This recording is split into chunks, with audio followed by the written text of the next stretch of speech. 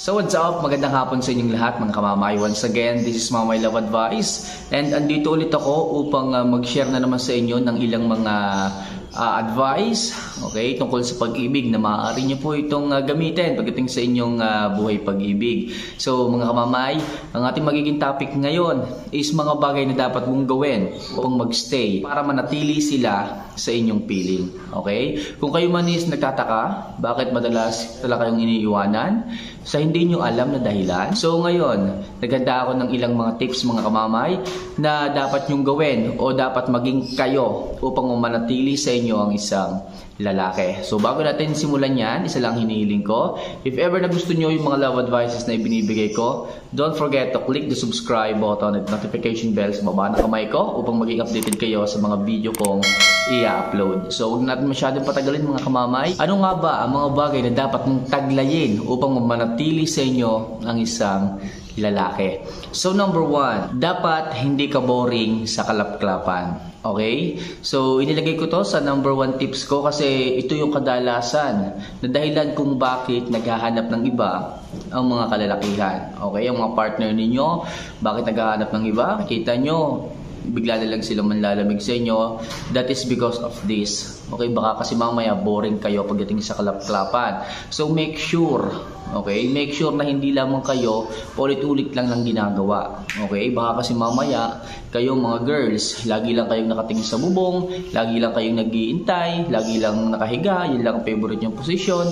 Well, sinasabi ko sa inyo, kailangan bigyan nyo rin ng thrill, bigyan nyo rin ng adventure ang inyong mga partners. Hindi lamang puro ganong posisyon na lang, puro ganto, ganyan, alam na kaagad kung ano mangyayari sa pelikula, di ba? So, kailangan everyday, okay? Every session, ibahin nyo naman. Okay? Every session, bigyan nyo naman ng konting twist. Ika nga konting trail. Para sa ganun, mag-enjoy ang partners ninyo, mag-enjoy ang lalaki, para hindi kayo iwanan. Kasi baka mamaya, isa ring bagay o isa ring way. Okay? Itong tips kong ito kung bakit kayo iniiwanan. Kasi nga, masyado kayong boring pagdating sa kalap-kalapan. Kaya, ano pang hinihintay nyo mga kamamay? So, explore. Huwag kayong mahihiya. Huwag kayong matakot. Okay? Na sumubok ng mga bagong estilo, ng mga bagong bagay. Okay? So, yun yung number 1 ko. Make sure na hindi ka boring pagdating sa kalap-kalapan. So, number 2, kailangan high value woman ka. Ito lagi ko itong sinasabi sa inyo mga kamamay. So, wag kayong makontento sa kung ano lamang meron kayo ngayon. Okay? For example, andiyan ka lang sa bahay. Okay? So, wag kayong makontento na nandiyan lang kayo sa bahay. Kailangan gumawa kayo ng paraan upang magkaroon ng dagdag na income, magkaroon ng dagdag na kaalaman. Okay? So, pag sinabing high value, hindi lamang kayo nandun lang sa inyong comfort zone. So, dapat hindi kayo takot na sumubok ng ibang bagay. Okay, for example, so hindi kayo marunong magluto. Iniintay niyo pa yung inyong asawa galing trabaho, tapos siya pa yung paglulutuin ninyo. Nandyan lang naman kayo sa bahay, nagbabantay ng inyong mga anak, nagbabantay ng kung ano. So, make sure, alam niyo naman na pagod ng inyong asawa pagdating sa bahay, galing trabaho, mag-aral kayong magluto. Okay? Mag-aral kayong magprito, mag-aral kayong maglaga, mag-aral kayong magluto ng mga paborito niyong pagkain. So, ayoko sana dumating sa punto na baka dahil lamang sa mga ganitong klase ng bagay, maghiwalay kayo or maiwanan kang mag-isa. Kaya make sure, explore yourself. Okay? Ang dami naman diyang mga source. Okay, social medias. Kung hindi ka marunong magluto, mag-search ka lamang. Okay, lalabas na kung anong mga recipes, ano yung mga dapat mong bilhin, dapat mong gawin, dapat anong proseso, di ba? So, napakadali na ngayon ng mga bagay-bagay. Kaya kung ako sa inyo, mga kamamay, mga girls, mag-self-improve kayo. Okay, mag-aral kayo magluto, maghanap kayo ng sidelines. So, napakarami. Ipakita nyo sa inyong partners. Okay? Na marami silang po pwedeng ipakinabang sa inyo. Hindi po pwede na palaging nandiyan ka lang nakatungangan, naghihintay na maghapon.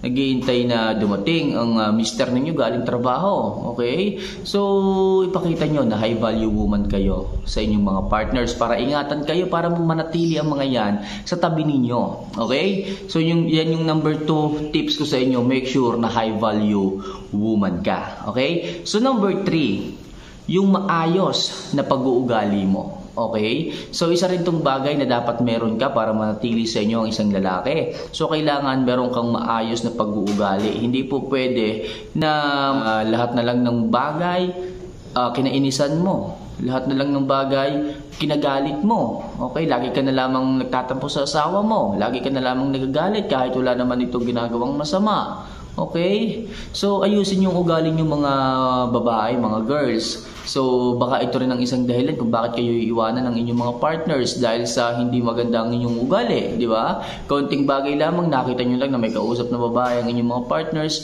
nagselos na kagad kayo, nagalit na kagad kayo, which is wala namang dahilan, wala namang ebidensya, di ba? So, make sure na meron kayong maayos na pag-uugali, malawak na pang-unawa, para sa ganon, mag-stay sa inyong tabi ang inyong mga partners, ang inyong mga jowa, ang inyong mga asawa. Okay, ayusin yung ugali yung mga girls, di ba? Sino ba namang lalaki ang may gusto na ang pag-uugali ninyo is basura, na ang pag-uugali ninyo ay hindi magugustuhan ng kung sino-sino man. Kaya yung mga lalaki nahihiya na isama kayo sa mga okasyon, sa mga debut, sa mga anniversaries, sa mga gatherings, kasi ganyan ang ugali ninyo. So baguhin nyo yan mga girls. Kailangan namin is yung ugali ng isang babae kahit hindi ganun kaganda, basta okay, maayos ang pag-uugali. Kaya kung ako sa inyo mga girls, ayusin nyo, liguan nyo yung ugali ninyo para lumines, para umayos. Okay? So yun yung number 3 tips ko sa inyo. Dapat meron kang maayos na pag-uugali.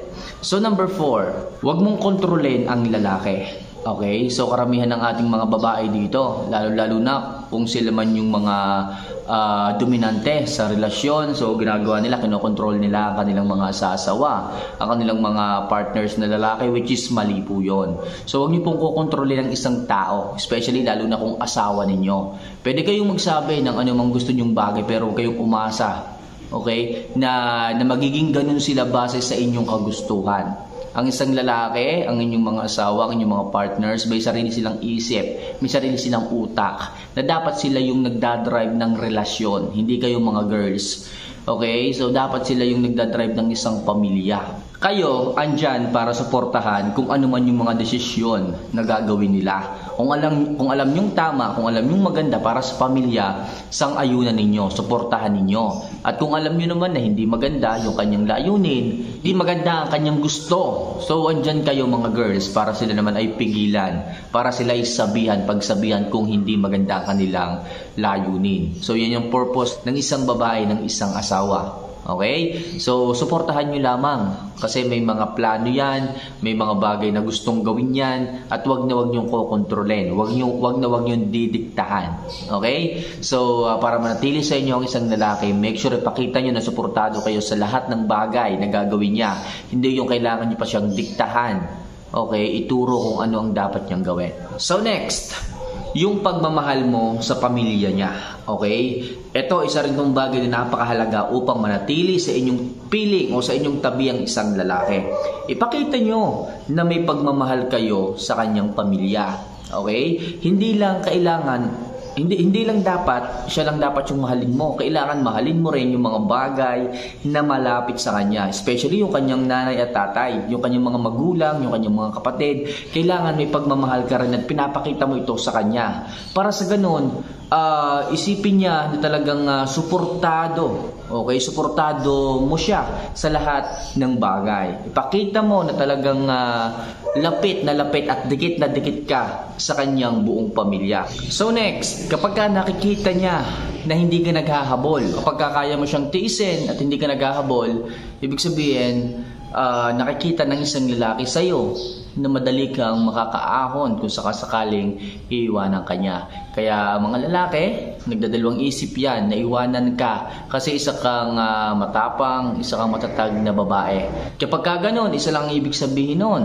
So, ikaw ay isang high value woman. So, pinapakita mo sa isang lalaki, okay, na minamahal mo ang sarili mo, na hindi lamang sa kanya nakadepende ang lahat. Okay, so marami ang iisiping bagay ng isang lalaki once na pinakita mo sa kanya na hindi ka naghahabol. At syempre, kaya mo siyang tiisin. So marami ang bagay na iisipin, maraming tatakbo sa kanyang isipan tulad na lang ng baka mamaya makapaghanap ka kagad ng iba. Baka mamaya may pumuporma sa yung ibang mga lalaki, 'di ba? So yan yung mga bagay na iisipin ng isang lalaki once na iniwanan kanya. Okay, kasi nga kaya mong tiisin siya at kaya mong hindi maghabol. So maaaring mag-worry siya. Okay, oras na iniwanan ka niya. So baka mamaya hindi siya makahanap ng kagaya mo, baka mamaya hindi siya makahanap ng mga qualities na meron sa iyo, 'di ba? So ipakita mo lang sa kanya na siya kaya mong tiisin, pakita mo rin sa kanya na hindi ka naghahabol. So mag-iisip 'yan at mananatili sa piling mo. And last, kapag nakita ng lalaki yung pagpapahalaga mo sa sarili mo. Okay? So, isa to sa kahinaan ng mga lalaki kapag nakita nila na pinapahalagahan mo ang sarili mo. Ibig sabihin, hindi lamang sa kanila nakatuon ang sarili mo. Hindi lang sa kanila nakafocus ang attention mo. Okay? Kung mawala sila, okay lang. Kung iwanan nila ikaw, kung iwanan nila mga babae, okay lang. So ito yung mga babae may pagpahalaga sa kanilang sarili. Hindi nila iniisip ang love life. Ano kung iwanan nyo kami? Ano kung maiwan kami sa ere? So kaya naming mahalin ang aming sarili. Hindi namin kailangan maghabol sa inyo. Hindi nila kayang mag-aksaya ng oras sa mga lalaki. At kapag nakita ng isang lalaki na meron kang pagpapahalaga sa sarili mo, mas mamahalin ka nito at hindi ka iiwanan. Kasi nga, mahal mo ang sarili mo eh. Kasi nga, hindi ka laging nakafocus sa kanya. Kasi nga, hindi mo siya iiyakan oras na iniwanan ka niya. So, sa madaling sabi, magigilty siya sa kanyang gagawin kapag ka iniwanan ka. Magigilty siya sa mga bagay na sinayang niya. Kasi nga, meron kang pagpapahalaga sa sarili at hindi siya kawalan sa buhay mo. Okay? So mga kamamay, sana kahit paano makatulong ang simpleng video ito pagdating sa inyong buhay pag-ibig upang manatili sa buhay niyo ang isang lalaki. So once again, don't forget to click the subscribe button and notification bell para lagi kayo maging updated sa lahat ng mga love advices na maaari kong i-share sa inyo. Okay? So sa mga gusto magpa-shoutout, comment lang kayo sa baba at i-shoutout ko kayo next video. Once again, this is my love advice. See you for our next vlog. Paalam.